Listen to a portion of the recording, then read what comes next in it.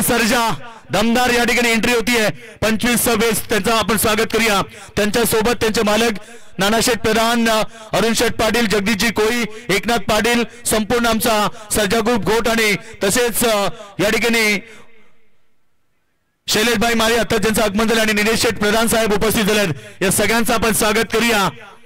संपूर्ण बैलगाडा क्षेत्राला आग लावणारा आणि खरं तर आपल्या शैलीनं कमी काळात यशाचं उंच शिखर गाठणारा